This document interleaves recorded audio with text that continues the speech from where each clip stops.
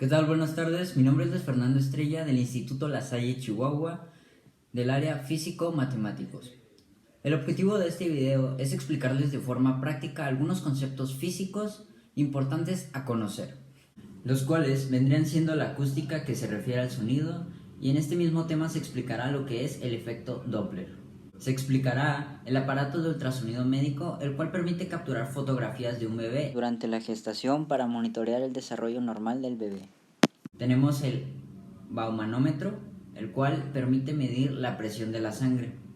El estetoscopio es un artefacto médico que podrán haber visto antes cuando van al médico para amplificar la percepción de los signos vitales. Se hablará del desfibrilador automático externo y del aparato de resonancia magnética, los cuales serán explicados más adelante por mis compañeros. Empecemos.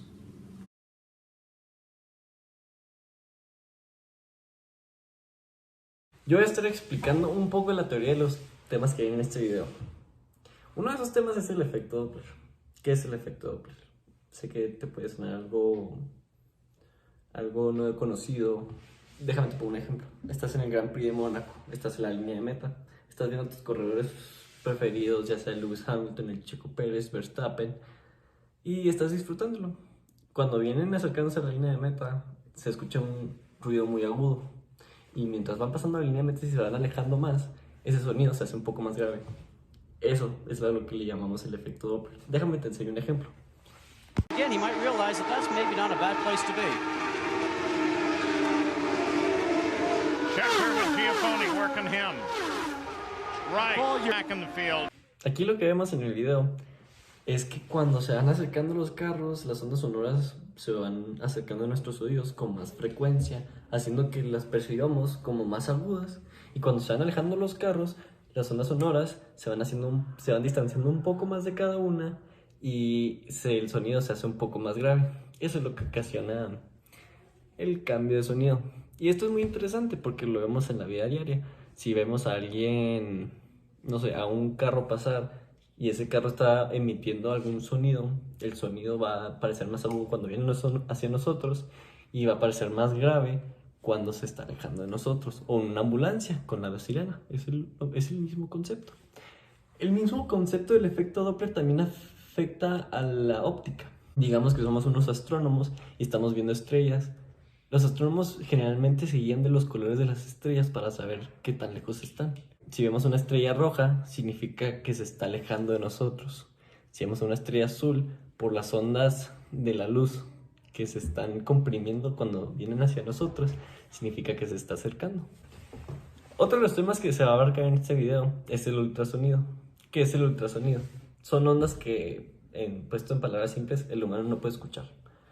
Este ultrasonido tiene ondas de frecuencia mucho más elevadas a la que el humano puede percibir. El ultrasonido generalmente empieza a clasificarse como tal después de los 20.000 Hz o los 20 kHz. Esto se debe a que el humano de ahí en adelante no percibe nada. Sus usos son más bien médicos y de diagnóstico o terapéuticos. No sé si han visto algún terapeuta usar máquinas de ultrasonido para tratar esguinces, rupturas de ligamentos. Es básicamente para lo que se utiliza. Ahora vamos a pasar con mis compañeros y ellos nos van a enseñar un poco de lo que ellos investigaron acerca de la acústica. Hola, mi nombre es Ana Sofía Chávez Rubalcaba y yo voy a hablar de la acústica y sus características. La acústica es la rama de la ciencia, parte de la física, que se ocupa de los fenómenos sonoros perceptibles por el oído humano. Estudia los fenómenos de vibración considerando su origen, su propagación y sus efectos. Cada vez que una perturbación aislada o periódica existe en el aire, el ambiente o alcance, el oído percibe un sonido. Para que esto suceda es necesario que exista un material que permita su propagación. Hay objetos vibrantes, como por ejemplo lo son la cuerda de un instrumento excitada, una disipación o la membrana de un altavoz. La transmisión no es instantánea. Existe un retraso de la percepción del fenómeno en función de la distancia. Los tipos de sonido que hay son graves, medios o agudos. A estos tonos se le llama tono de altura o sonido y se le asocia a las características musicales del mismo. La velocidad de la propagación es independiente del tono o altura del sonido considerado.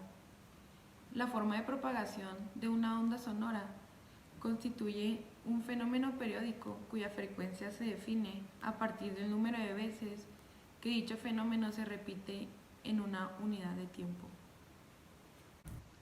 Las ondas son los sonidos más comunes que están constituidos por perturbaciones repetitivas a intervalos regulares de tiempo.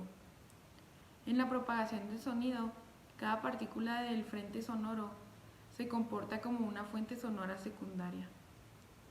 En el aire, las ondas sonoras se desplazan predominantemente en la misma dirección del movimiento de las partículas.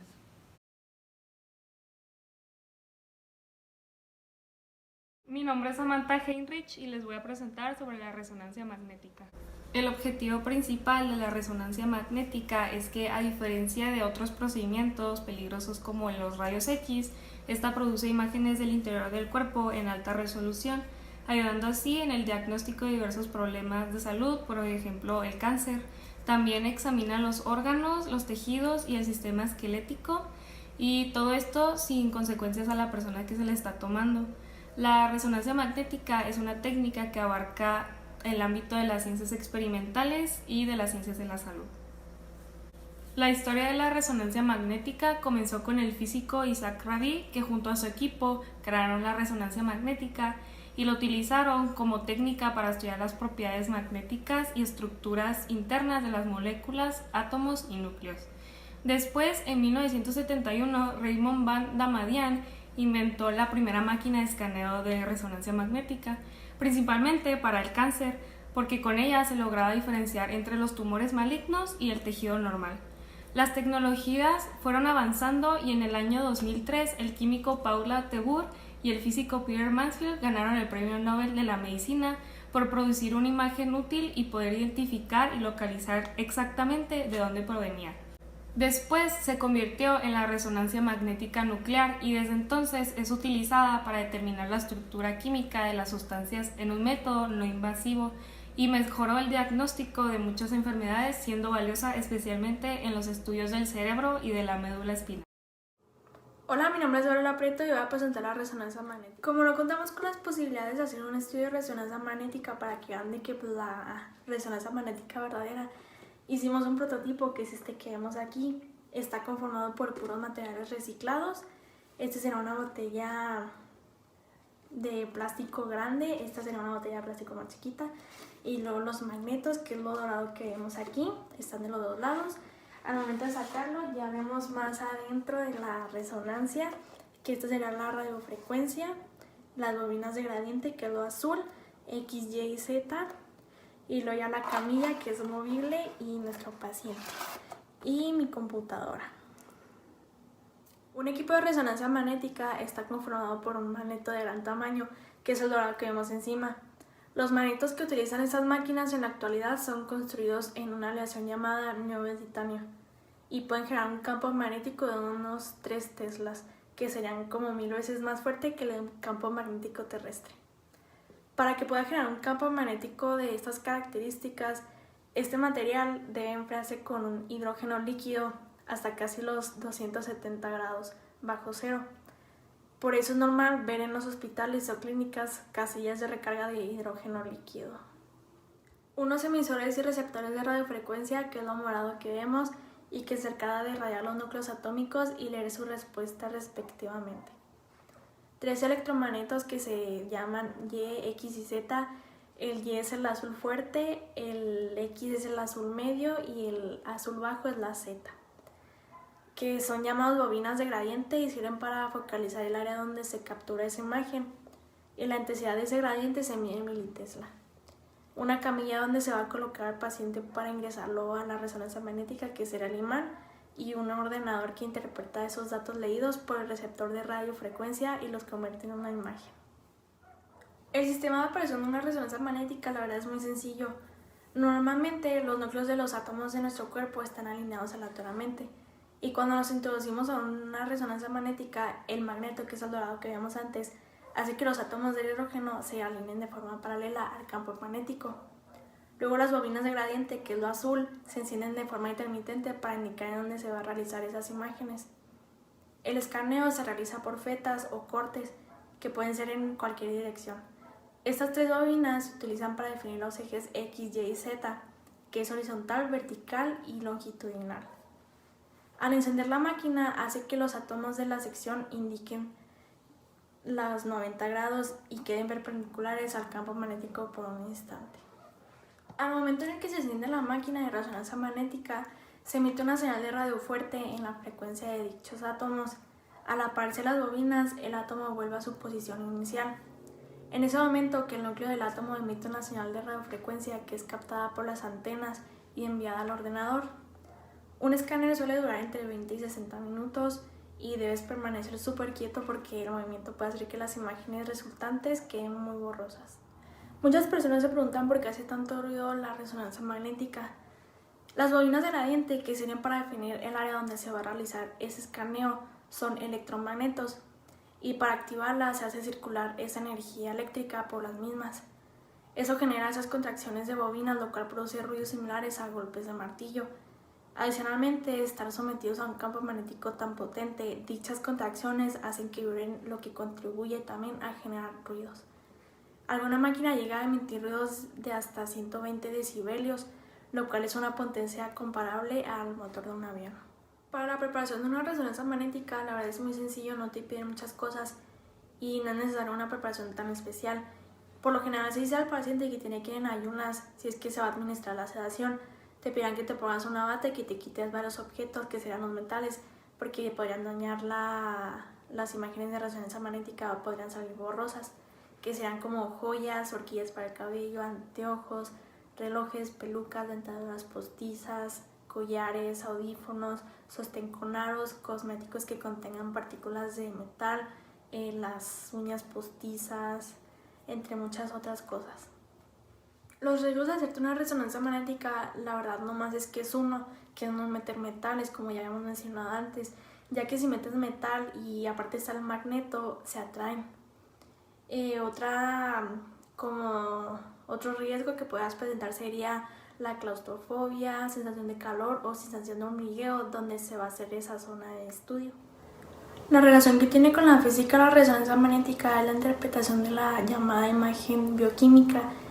Esta técnica de base de posicionamiento de la resonancia magnética como la mayor resolución de contraste entre todas las imágenes. Es la absorción y liberación de energía que ocurre cuando los núcleos de los átomos o moléculas tienen movilidad situadas en un campo magnético externo, que es el imán. Son expuestos a una energía de radiofrecuencia y la frecuencia a la cual absorben la energía, la llamada frecuencia de resonancia. ¿Cómo hace para generar una imagen? Bueno, pues cuando te recuestas dentro de la máquina de la resonancia magnética, el campo magnético alinea temporalmente las moléculas de agua en tu cuerpo. Las ondas de radio hacen que los átomos alineados produzcan señales débiles que se usan para crear imágenes transversales. ¿Por qué necesitarías una resonancia magnética? Pues los médicos la pueden utilizar en lugar de una tomografía cuando necesitan más información detallada para detectar y visualizar problemas en su cerebro, médula espinal, músculos e hígado, entre otros más. Problemas en órganos reproductores femeninos o masculinos, fracturas en los huesos, problemas en articulaciones como desgarres o esguinces, sangrado o infección. ¿Qué pasaría si entras con un metal a una resonancia magnética? Bueno, pues debido a que la resonancia magnética utiliza imanes potentes, la presencia de un metal en tu cuerpo puede ser un peligro para la seguridad. Si este metal es atraído por el imán, aunque no los atraiga el imán, los objetos metálicos pueden distorsionar la imagen. El costo del estudio es dependiendo del tipo de estudio que se vaya a hacer. Puede ir desde los 2,000 pesos mexicanos hasta los 6,000 pesos mexicanos. Y el costo del aparato de la resonancia magnética completo puede ir desde los 16 millones de pesos mexicanos hasta 40 millones de pesos mexicanos. Los proveedores principales son Philips, Siemens, GE y Toshiba. Para un mayor aprovechamiento de las ventajas que tiene el uso de la resonancia magnética, se sugiere aumentar la calidad de las exploraciones estándar de resonancia magnética para futuras investigaciones, reducir el tiempo para obtener resultados más precisos, más rápidos, mayor sensibilidad, campañas que apoyen con descuentos o servicios gratuitos a personas que lo requieran por problemas de salud, especialmente a pacientes con cáncer y que no cuentan con el presupuesto necesario para realizarse el estudio. Bueno, pues en conclusión, la resonancia magnética es un invento que ha ayudado a millones de personas alrededor del mundo y nos parece muy interesante cuál es su funcionamiento. Es una forma no invasiva de examinar los órganos, tejidos y huesos a comparación de otros métodos más peligrosos, por ejemplo, los rayos X, que pueden causar envenenamiento por radiación. La física puede ser utilizada en muchos campos y la medicina no es la excepción. Como en la resonancia magnética, el estar bien aplicada puede salvar millones de vidas.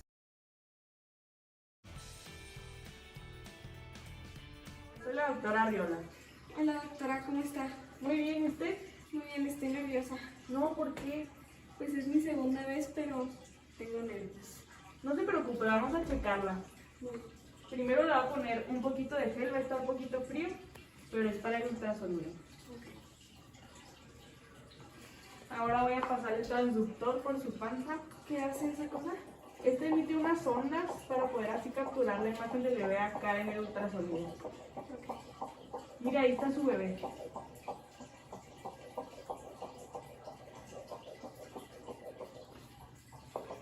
Se ve muy sano, todo parece estar bien. Ay, qué bueno. Sí, está muy bien.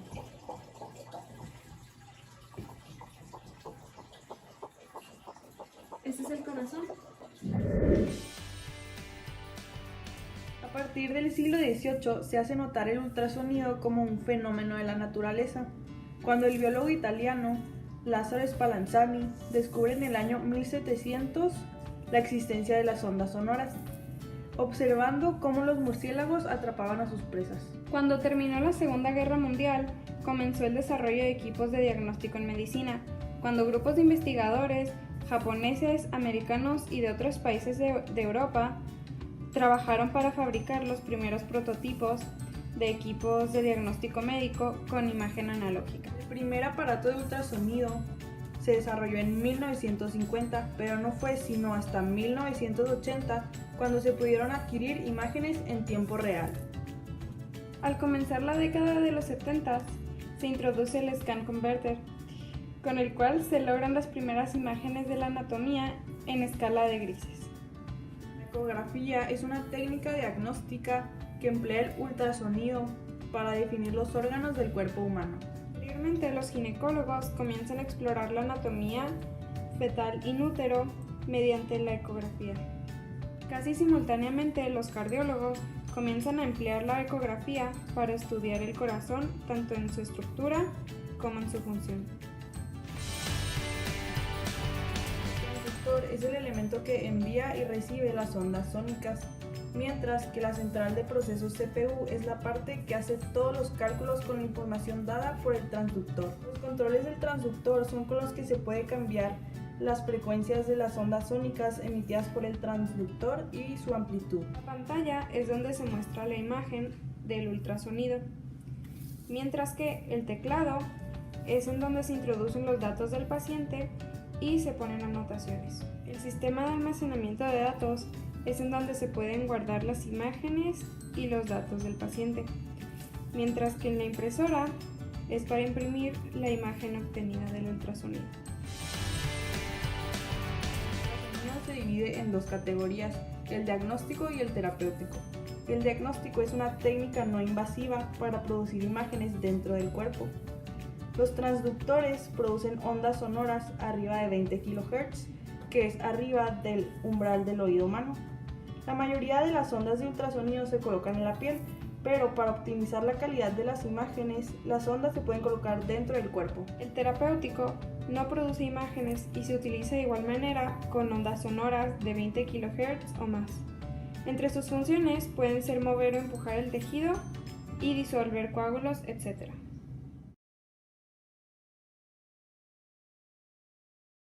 En marcha el DESA, botón on. Siga las instrucciones visuales y sonoras del DESA. Aplique los electrodos en el pecho desnudo del paciente.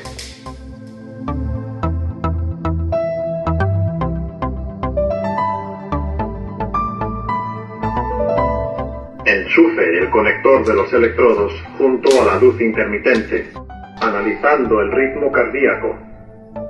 No toque al paciente. Se recomienda dar una descarga. Se carga el aparato.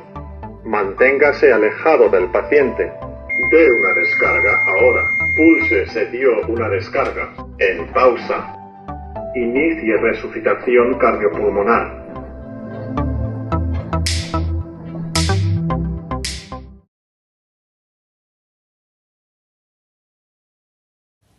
¿Qué tal? Buenas tardes, nos da mucho gusto saludarlos. Nosotros somos Joel Arrantia y Antonio Sigala. Somos alumnos del Instituto La Salle de Chihuahua. Estamos en sexto semestre en la rama de físicos matemáticos y ahora vamos a hablar sobre el baumanómetro para así entender un poco más cómo funciona, qué es, cómo se relaciona con la física y las otras ciencias involucradas. Pues bueno, primero nos tenemos que preguntar, ¿qué es un baumanómetro? Pues bueno, un baumanómetro es un instrumento médico que se utiliza para medir la presión en la sangre. Esto quiere decir que mide la fuerza que ejerce la sangre sobre las arterias. Bueno, durante este proceso se lleva a cabo el flujo y el gasto. Son temas muy útiles en el área de la hidrodinámica. Es un área de la física la cual estudia la hidráulica, la que se encarga de analizar los líquidos en movimiento. Muy bien, ahora nos preguntamos, ¿de dónde viene o quién fue el que inventó el baumanómetro? Aunque parezca algo muy sofisticado, la realidad es que los egipcios en la antigüedad ya medían el pulso mediante la palpación de las arterias. Sin embargo, la medición de la presión arterial se comenzó a usarse a mediados del siglo XIX. Stephen Hawes fue el primer doctor que realizó los primeros experimentos para medir la presión sanguínea.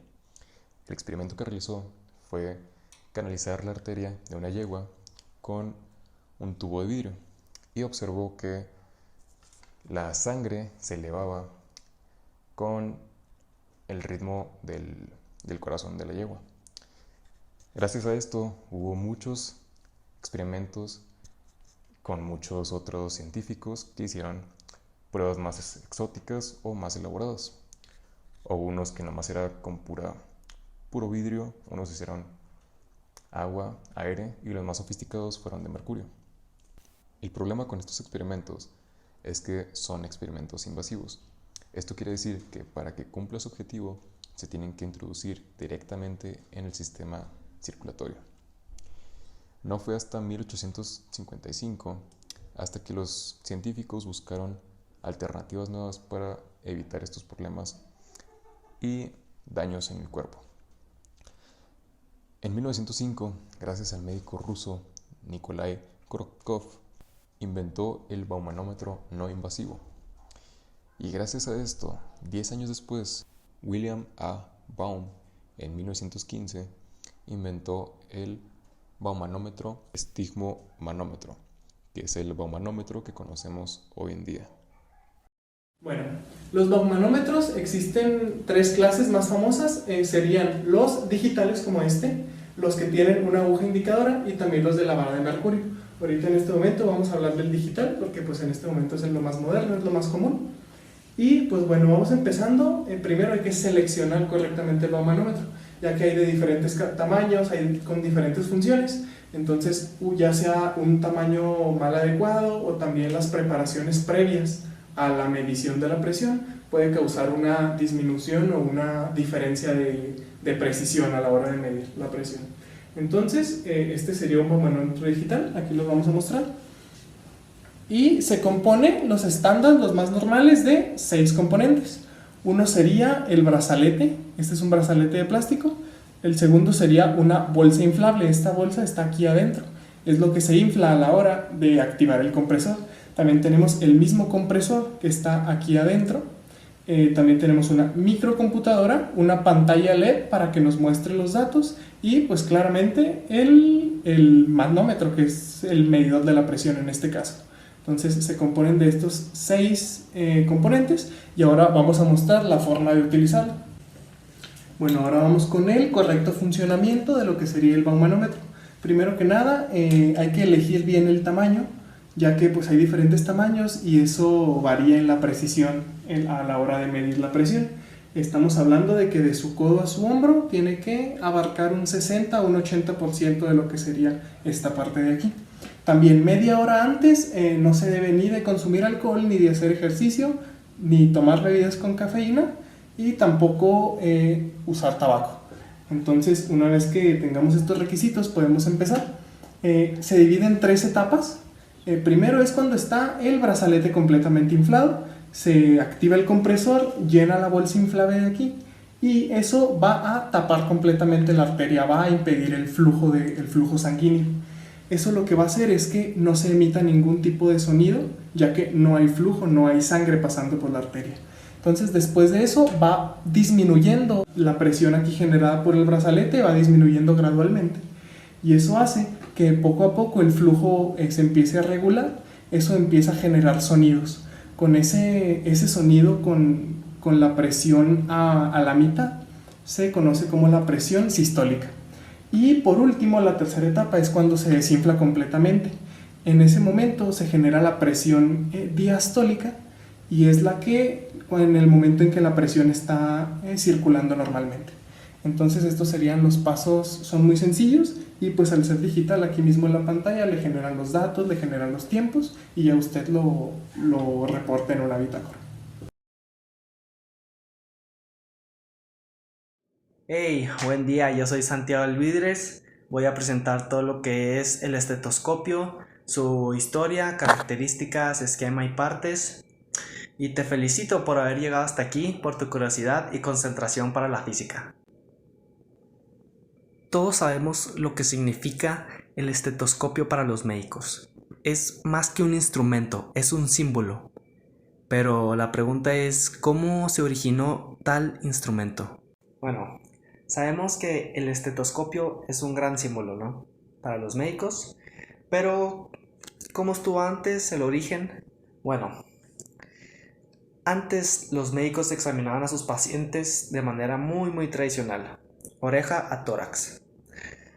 Hasta que en 1816, un médico francés llamado René Laennec, el cual utilizaba un tubo de papel para examinar a sus pacientes, ya que no le gustaba poner la oreja en el pecho de sus pacientes, le parecía vergonzoso, le daba pudor. Entonces tuvo un descubrimiento. Vamos a echarle un vistazo a cómo estuvo ese lugar en la historia.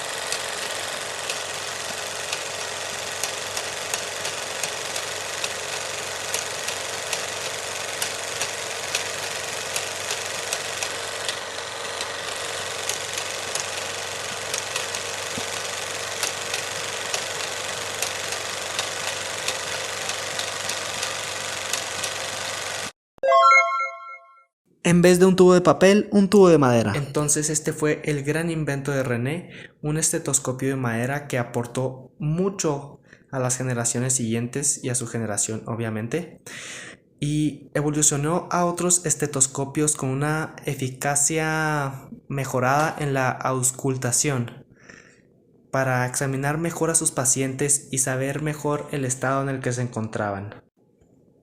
25 años después, George Coman diseñaría el primer estetoscopio con un audífono para cada oído, el cual es el último de la foto, el que está hasta la derecha. Luego, en 1960, David Littman creó el estetoscopio que conocemos ahorita en la actualidad, el cual es el más famoso para nosotros. Esos son los estetoscopios y su evolución. Más adelante explicaré los tipos que hay ahorita en la actualidad. Y seguimos con las partes del estetoscopio. Ahora, yo te voy a hacer la pregunta, ¿cuáles son las partes? Ya tardaste mucho. La campana está unida con la membrana. Luego tenemos a las olivas relajadoras que están conectadas con la tubuladora por medio del arco metálico. Vamos a echarle un vistazo. Bueno, aquí lo podemos ver con más claridad cada parte. ¿Y cómo funciona? Bueno, la membrana se pone sobre el pecho o espalda del paciente y transmite el sonido al aire que hay en la cápsula cónica en la que va montada. La cápsula concentra el sonido y pues ya el médico lo escucha de la mejor manera, ya sean problemas respiratorios o cardíacos. Bueno, ¿y dónde encuentras un estetoscopio? ¿Quién lo vende? El estetoscopio, como dije ahorita, es de la marca Littmann, de la empresa 3M, que también vende los post-its, las plumas Scotch y productos del estilo. Lo encuentras en Mercado Libre desde 3.500 a 7.000 pesos. También hay un nuevo estetoscopio electrónico de la marca Equore, solo que con este necesitas un dispositivo inteligente para saber el estado del paciente. También hay un estetoscopio Pinart, pero este es más enfocado para escuchar al corazón del bebé en el vientre de la mamá. Aquí podemos observar el estetoscopio de Pinart, que es hecho de madera. En esta tenemos el estetoscopio Equore, que es electrónico. Y aquí tenemos el más común, que es el estetoscopio Littmann. ¿Cómo se relaciona el estetoscopio con la física? Bueno, el sonido se propaga en forma a través de un medio. Este medio son las ondas. Entre más amplias las ondas, más intenso el sonido. Y la frecuencia es lo que le da el tono a estas ondas. Entonces la membrana del estetoscopio lo que hace es captar las frecuencias más altas, y lo que haría la campana es captar las frecuencias más bajas. Las más altas serían para los ruidos pulmonares y las más bajas para los cardíacos. La campana capta sonidos más graves con poca presión, sí, normal, y sonidos agudos cuando haces mucha presión con el estetoscopio, captas esos sonidos.